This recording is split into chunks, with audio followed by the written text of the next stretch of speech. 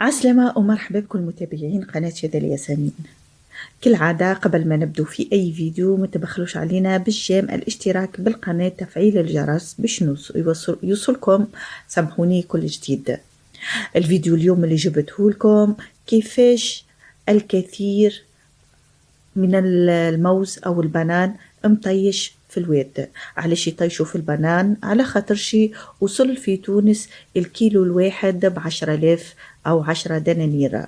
وصل أكثر من مقدورة المواطن التونسي. المواطن التونسي ما يقدرش أنه باش يشري كيلو بنان ب10,000 أو أكثر، ما ينجمش أنه يوصل حتى يشري رطل بنان. لذلك قعد على قلوب المحتكرين، على قلوب اللي يبيعوا فيه بالغلاء والكواء. المهم الدولة شنو عملت؟ رخصت في البنان وخليته ب5 دنانير الكيلو الواحد. لكن المواطن قال لك احنا يعني بالفاسون هذا مانيش قرودة، نحنا حشنا انكم تعملونا تراعونا الحاجات الأساسية، الماكلتنا الأساسية كما الزيت كما السميد كما الروزة كما السكر، توفروا لنا الحاجات اللي لازمتنا كل يوم، الحليب، زبدة، كل شيء هذا شعل فيها النار. البنان اش نعملوا به احنا؟ يعني مش باش نموتوا كي ما ناكلوش البنان.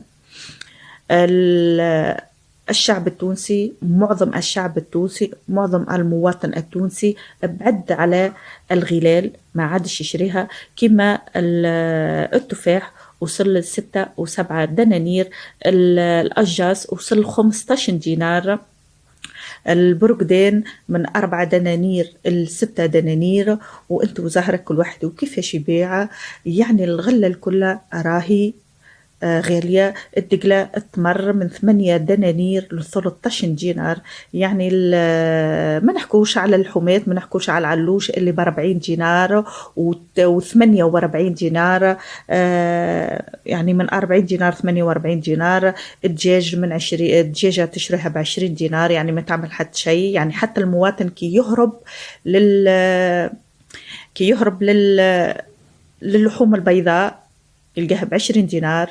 الحوت ما نحكوش عليه زادة. ربي قدر خير وكهو. نخلي لكم الفيديو كيفاش البنان مرمي في الواد. عسلامة ومرحبا بكل متابعين. الواد مليان. هذا البنا. هاي البتات. هاي البتات. بنا ساشيات. هاي البنا. هذا البنا 10,000 الكيلو، والبنان طايش في الواد 10,000 الكيلو. البنان الواد مليان. هذا البنا. هاي البتات.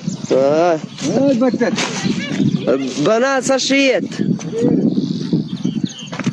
هاي البنا. هذا البنا 10,000 الكيلو، والبنان طايش في الواد 10,000 الكيلو.